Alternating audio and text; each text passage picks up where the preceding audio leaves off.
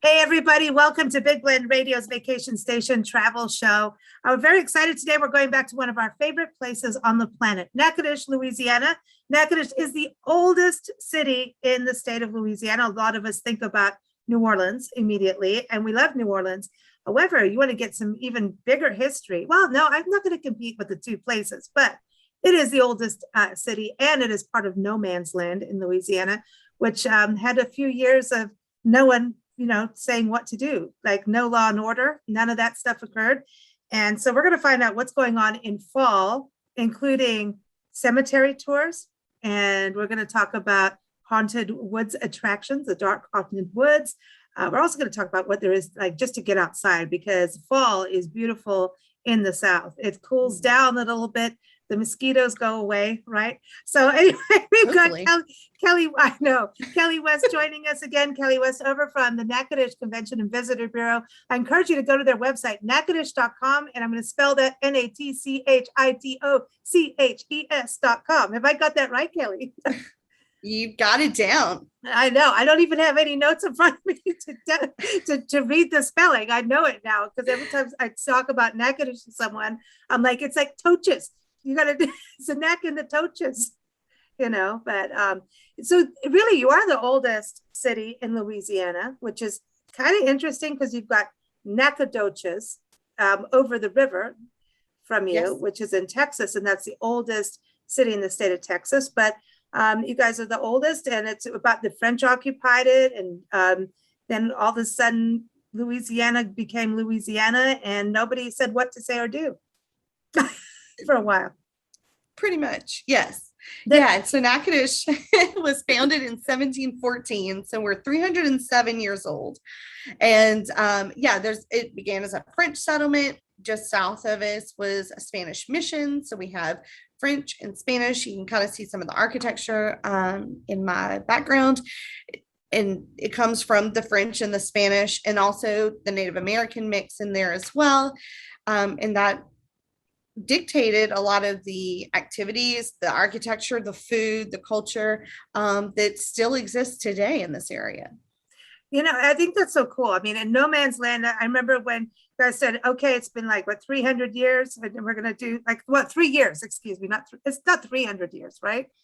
Is it 300 years? No. See what happened? No, it was 100 years. For no man's land? Yeah, it's 100 years. No, it is 100 years. 200. Is it 200? I don't know. The bicentennial. Everyone got it. Yeah, it was a bicentennial. bicentennial. That's right. And so it's visit nomansland.com for that. Yes. But when you guys are like 3 years of celebrations, are you going to keep it going? Because I mean, we had COVID in the middle saying, hey, we get to add more years now. So originally it started as a 3-year celebration of the bicentennial. So there were 3 years in between when the Louisiana Purchase territory was purchased. And this area of land to the western side of Louisiana was a disputed territory between the French and the Spanish. So when it became the Louisiana Purchase and American territories, they said, oh, this is our land. And the Spanish said, no, that's our land. And so for 3 years, there was no government, no law, because they weren't really sure whose it was to begin with. So at the end of that 3 years, there was the treaty signed, and it became part of the Louisiana Purchase territory. Right on. And so it includes 7 parishes, because in Louisiana we have parishes, not counties, with 7 wildly different destinations, which I love, because you have kind of outlaw cowboys kind of to the north, and then you got more pirate lore to the south down around Lake Charles. But the food culture along the way is very unique as well. Obviously, Natchitoches is known for our meat pies, but the Toledo Bend area is known for their tamales. And a lot of that's because of the Spanish influence of the El Camino Real that comes through there. So there again, a lot of our food traditions come from those cultural backgrounds. Yeah, and you've also got the Native American culture, which is also very rich. African American, Creole, everything is in there. And so food is a big deal. I know we touched on this last time, but in our current issue of Eat, Drink, Be Merry magazine, we talked about your gas station food eats trail. And Nancy and I were traveling We were going from Florida to Dallas, and we ended up going by Natchitoches, go figure. And we were hauling, and we're like, we're gonna get gas. So where did we go get gas? Where do you think?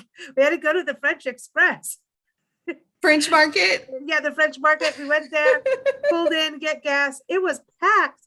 And I'm like, I'm gonna run in and go get meat pies and take it to our friends in Dallas, Seriously, like that place was so packed and there was a line. I mean, it was super packed. And I'm like, no way, the gas station food trail is off and running. Everybody knows our favorite place, our favorite gas station. It is the favorite gas station. You can get wine, you can get gifts, and you can get all kinds of good food. wine. Well, remember that one night, like Nancy and I went in there and I think we had some wine and we're like, well, what's this? They're like, well, why don't you try it? We're like, well, put 2 of those in there. No, put 2 more of these. And we had all these different fried foods and went back to our hotel room. We were staying at the Holiday Inn at the time, one of the Sharp Co hotels, shout out to them. And we had a great feast of fried food, chicken and those what's the Crispitos? Crispitos. The Yes. cheesy fried thingies. They were good. And then big tater tot. All I'm saying is like the gas station food eats trail should be like, no one has that. And it's good stuff. It's good. So, but anyway, the folks in Dallas are like, we know Natchitoches. We've had meat pies and we love them. That was cool. And actually, we were recently in New Mexico, in Southwest New Mexico. We had dinner at a friend's house. And they turn around, they have a cookbook from Natchitoches, a historic cookbook. And they haven't been to Natchitoches. And they're like, is it as cool as the way this cookbook has sketches that go with the recipes? And they're like, this looks like such a cool place. Is it as, amazing as you all keep saying? And I'm like, if we keep saying it, yes, you gotta go. So the food thing has been, and it's not a historic cookbook. So I don't know who wrote it, or I'll have to find out, but it's like, I wonder if a meat pie's in there. I need the cookbook now, so the food is a big deal. So fall, I'm thinking, do you guys do like jambalaya and all that? What's food like? And we have never been there in fall. We always seem to come in July. The food's a lot of the same, even in fall. Okay. And specifically even our meat pies, because in mid-September we have our annual meat pie festival. And for right now, that event is taking place the third weekend in September. So September 17th, 18th.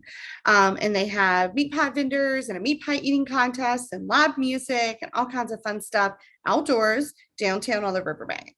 Oh, cool. So, all right. So everyone remember, go to natchitoches.com because things do chop and change with what's going on across the country and around the world still. So always check first and even call the event number or, keep up with the websites. But you have everyone's website listed on your website. Great calendar of events. The one thing I saw too, when you think about it, there's breweries are a big deal. And that's something I would want to go and do in the fall for sure, is go out and go to the brewery out there and definitely do beer, do meat pies. But God, I just even think walking the riverfront in fall is going to be awesome. Definitely. Yes.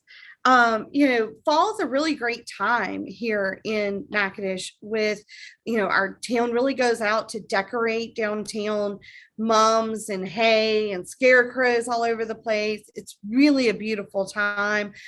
We have magnolias all through downtown, and we do have fall blooming magnolias as well. So, some of the colors are changing in the trees, but we still have lots of greenery. And it's just the temperature does go down. I'm not sure the mosquitoes actually go away, but wishful thinking there. But it does get a little bit cooler, and it's a big festival time and outdoor event time for us. I know, I was going to say, do you have steel magnolias blooming in the trees since you are the home of steel magnolias? I haven't seen any steel magnolias, but we have lots of magnolias. So I do want to tell people, like, you have the Steel Magnolias Film Trail, you've got the Natchitoches Film Trail, a lot of movies, we always talk about this. But like, if festivals don't happen, say you go to Natchitoches and suddenly it's like, hey, everybody, we're not allowed to do this or do that. That's one thing you can do, is take scenic drives. You can go hiking. and keep social distance, right? Like Kisatchie National Forest. You could just walk along the riverfront, Cane River Lake. You can walk out there. So the outdoors, that's something we can all do if, the festival's kind of, because you never know, just saying. Yeah, exactly. And it's perfectly socially distanced, and it's a very, pandemic friendly activity, and it's good for you, getting out and getting fresh air as well. And so, yes, in between the meat pies. In between the meat pies. Right. And whether you're walking around downtown or you're hiking the trails in Kisatchie National Forest, or even our in-town nature trails, the Grady Irwin Nature Preserve. There's lots of opportunities to get outside, walking around, moving, enjoying fresh air in a socially distanced environment. And Briarwood, but also Carolyn Dorman Preserve. That would be a nice place they'll be to go back in fall. open this. Yeah, they'll be back open this fall on the weekends, but you can schedule an appointment during the week as well. And their fall blooms are wonderful as well. Oh man, I don't think like a festival, like a plant sale or something, like a native plant sale. I think they have in fall and spring. So you're gonna want to check that out too. Everything again is up on Natchitoches.com. So we got fall, you got the Meat Pie Festival. Another festival I saw that is new is a folk art festival, and that's happening at Melrose Plantation. And so that's interesting because, we got to think about Clementine Hunter, very famous folk artist that lived and worked on Melrose Plantation. And then that was such an artist colony with writers and artists. And it just seems like this creative hub over the years, and also a hub of very strong women. So the history of Melrose Plantation is fascinating. I encourage people to go and learn about it, because I think a lot of barriers were broken. The racial barriers too were broken at this plantation. I think about, what's going on in the world right now and across our country, that if you go to Melrose Plantation, you'll see some of the positive change too. Definitely. Melrose has a very unique history. It was originally founded by descendants of a freed slave. She was a slave, she was freed, she was a free woman of color, and her son is the one that established Melrose, and they owned it and they worked the land for many, many years, and their descendants still live in the area. And actually, one of the folk artists in residence at Melrose right now is a descendant of the original owner. So you get this really cool experience when you go there, and you get to hear firsthand the stories. And then, of course, Melrose went through a couple of different owners, but Cammie Henry was one of them, and she established a writer artist colony and invited her writer and artist friends to come and stay. And kind of the one rule was you had to produce work. You had to tell her what you'd been working on. And through that colony, Clementine found paintings. She found paints, and she asked, could she have them? And they said yes. And so then she started what she called marking her paintings. And so, no training, no education, I think she has a second grade education. But it's a primitive folk art style of painting that she does. And so Melrose decided they do an arts and crafts festival in the spring. And so for the fall, they decided, let's try this folk art festival. They have a lot of folk artists who sell their work in the gift shop, but we have a lot of folk artists in this area. And so they said, let's make a place where they can come and sell their work and really showcase what they have. It's outdoor on the ground, so it's very socially distanced and safe. And, it's just a really interesting time to be able to see all of that work come to fruition. And that's going to take place this year, October 9th and 10th. Oh, awesome. So in the Melrose Plantation, like I said, it's just fascinating history. And, just thinking about Clementine Hunter too, you can go to St. Augustine's, the church, the Catholic church that was featured in the movie Steel Magnolias. And that's where Clementine Hunter was buried. You can go see her, and numerous other graves of, people that are so integral to the area. And just the history is fascinating there. The architecture, the story behind that is just amazing. So I encourage people to go there. It's part of the Cane River National Heritage Trail that you can, the scenic drive you can do. And it's part of the Cane River National Heritage Area. You guys are all part of that. I mean, it's just a cool area to explore. And graveyards are a thing for fall. And you've got the American Cemetery, right? So that was also in the film Still Magnolias, but Yep. they're doing tours there now. Yeah, so they've actually started, there are guided tours the first Friday of every month during the lunch hour at the cemetery. So you can, if you come just any month in that first weekend, make sure you're there a little early so you can take part in that guided tour. Otherwise, it is open for self-guided tours every day. But on October 8th is the annual American Cemetery Tour, and our Natchitoches Historic Foundation puts this on every year. And you have guides that guide you through, but you have characters that are telling the stories of the historical figures that are buried there as well. Wow. So it's cool. A little bit of elevated experience during that particular tour, and that's that same weekend. So you can get that. You can get your Melrose Folk Art Festival, and we also have Taptober that day on that Saturday. So if you like beer and wine and music, we have that opportunity as well. Oh, we like that. Now Nancy would have to come out. We'll just skip, everybody just turn around, whatever you're doing, and go, because it is so much fun. And then, you think about the cemeteries, you got beer, you got Taptober, wine, that's important. But, the cemeteries going back there, isn't that the oldest cemetery in Louisiana? It's the oldest cemetery in the Louisiana Purchase Territory. Oh, the Purchase. So it's that's different. Yes. So it's, okay. It's a very old cemetery. And actually, so the fort that was originally established Natchitoches, its second location. So it was in one location, it kind of got flooded out, and they moved it up on top of this hill. Where the American Cemetery is now is where the fort was, which makes sense why there are graves there, because they would have just buried. Denis is buried there. Isn't there like a rumor that is? I can't say the whole name. You have to say the whole name. I can't pronounce it. I'm still not good at that. I can say Natchitoches though. Louis Jucro de Saint Denis. Yes, he is. As we understand it, he is buried in the American Cemetery. His grave is not marked because at that time they didn't mark graves. They really had almost a mass grave, and so they're not exactly sure where in the cemetery he is for certain. So tread lightly. He is there.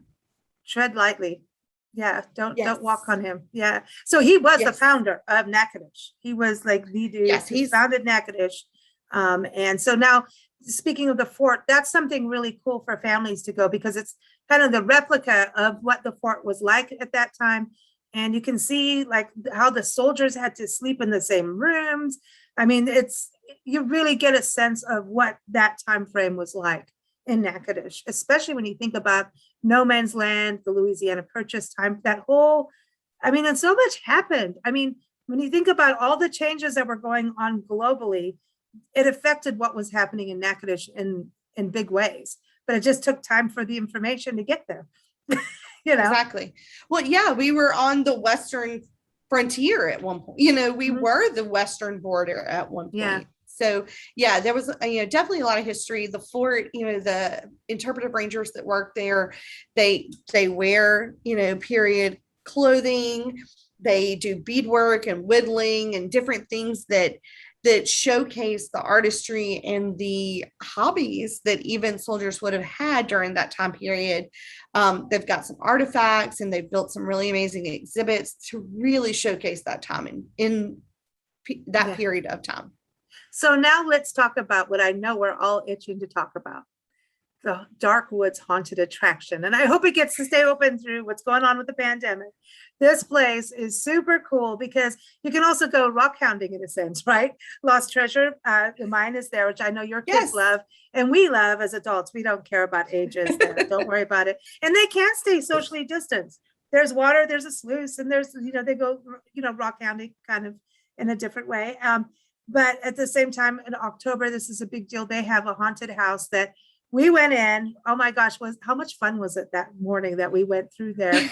And they opened up the haunted house doors, and that had been closed since the previous November. And we did get scared. we did. It is definitely an immersive experience. So Darkwoods actually has two attractions. The one you're kind of describing is the Clown Carnival. So if you do not like clowns, you probably don't want to go there, because it is all about the clowns. I mean, there are Stephen clowns King is everywhere. around the corner with it. Yes. Yes. So, but it is a really, cutting edge technology that they use. It's a 3D style paint on the walls. You wear 3D glasses. It's a chromatography. Amazing. It's the only type of this technology used in the state of Louisiana in a haunted house. And so it's a really immersive experience. They have sights and smells and just different sounds. So it really plays with all the senses. It is jump scares, but they are so fun, so fun. You've got to go. I mean, and just we didn't have the full experience, but just walking through and them turning on the effects where it really does get you. You're like, do I really want to step through here? Yes, you do. Oh no, so it's really cool. And for kids and everything, it is really unique and such a fun spot. And then you've got the Lost Treasures that's still going during the day or weekends. Yes. Yeah. Company. So they've been running kind of during the week, but now that school's getting back, they're going to probably slide back to the weekend settings at Lost Treasure, where you can mine for gems or fossils or artifacts that they have there. Of course, Darkwoods and their snack shop. Oh, because their snack shop is so worth a stop. They have Dole Pineapple Whip, which you can't find too many places. They have mini donuts. They're the only place in the state with these mini donuts, and they are absolutely fantastic. During the holidays, they'll even do specialty hot chocolates and things. So their snack shop is worth a stop. Speaking of candies, and we're getting into the naughty section, that you've got Cane River, the candy company, right around the corner from the Visitor Bureau, which should be your very first stop as a Visitor Bureau. And you also have information outside if you stop, start your visit in the late night or whatever time you get there. But there's that candy shop. Like when you think about Halloween and fall, like we want candy and we want spice. That's a good place to get your candy. Definitely the Cane River Candy Company. They keep it fully stocked and lots of different things. They've got specialty shakes right now. Ooh. Taffy. Oh, they do have taffy. But specialty shakes right now. And then as they move into the holiday season, they'll have specialty hot chocolates as well. So Ooh. they try to stay right on top of what, the seasons call for. But they're definitely a place to stop. I see families all the time walking down Front Street, and the kids are like, where are you going? The kids are like, the candy store. There's these giant, lollipops. Who doesn't want those? It's like, how can you can't walk a child down the street without them going candy. Exactly. And they've got old traditional fun favorites, so that's a place. And then you got Caffrey Mercantile, Frederick Mercantile, Caffrey Frederick, the oldest general mercantile in the state of Louisiana as well. And I bring that up too. They got candy, they got toys, they got a little, they'll fix your car. No, they won't fix your car, but they will make the key for your vacation rental. They'll help you with everything. They will. Yes. Definitely. They carry so many different things. They do not keep rabbit feeders. Oh, so this is the first thing ever that I've heard that they don't have. Yeah. But they'll order it. Somebody asked them one day and said, what's one thing that you don't have? And they said rabbit feeders. And we were like, grass? Well, I bet you they'll order it. They'll find it and order it. I swear. Somebody asked for it and they were like, no, we don't hear it. Oh, gee. But this is the thing, because now we're getting into the holiday shopping, season. Definitely. We're recording this right now. We're in East Tennessee, and I'm actually already seeing leaves falling off the tree. It's like, it's that very early, some trees are going, I'm ready for fall. It's been warm. So it's weeks away. So, holiday shopping, and don't leave it to the end. I mean, really, I'm thinking we don't know what's going on in the world. So don't wait. Just start shopping. Definitely. And that's one great thing about Natchitoches, the downtown area. There's so many different shops. You can find something completely different shopping from shop to shop to shop, whether you're looking for home decor or some type of locally, named candle, whether you're looking for ornaments or souvenirs, whether you're looking for home goods, whether you're looking for clothing. We even have a new shop on the street that sells keto friendly snacks. So, if you're visiting and you're like, man, I can't do the candy, but I just want a snack, one of our shops has keto friendly. So, That's awesome. but then others have ice cream, candied apples, and fudge. So you can get anything your heart desires. Art. You got art. You got an art shop. You got the art collected. Definitely, the guild the down art the gallery. Street. And to me, this is one of you want to go shopping and have a shopping experience. Downtown is definitely beautiful with that. Definitely beautiful. Definitely. So we've got to talk about Christmas in Natchitoches because it leads, fall season. Apparently you guys don't want to wait until Christmas to celebrate Christmas.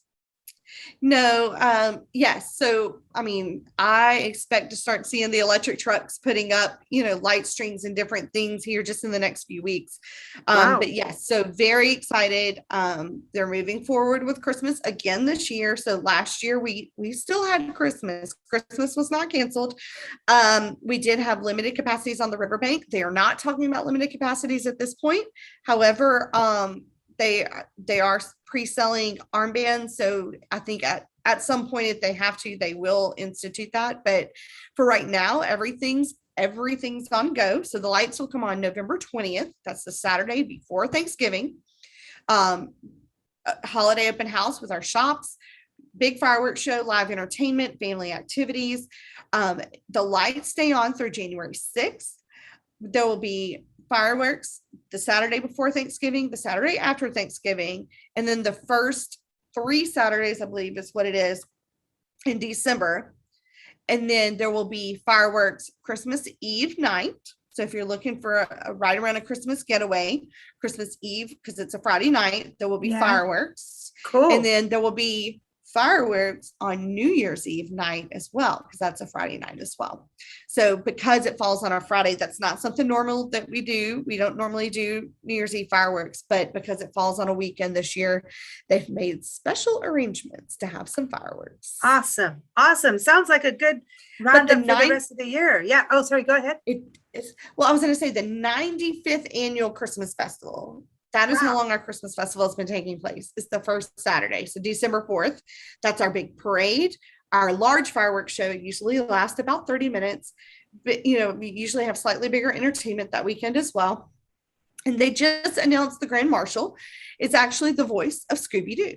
So Scooby-Doo and the Mystery Machine will be riding along in the parade this year. Oh, so we're super excited about that because we think the kids will really love, that experience and being able to hear and see Scooby-Doo in the game.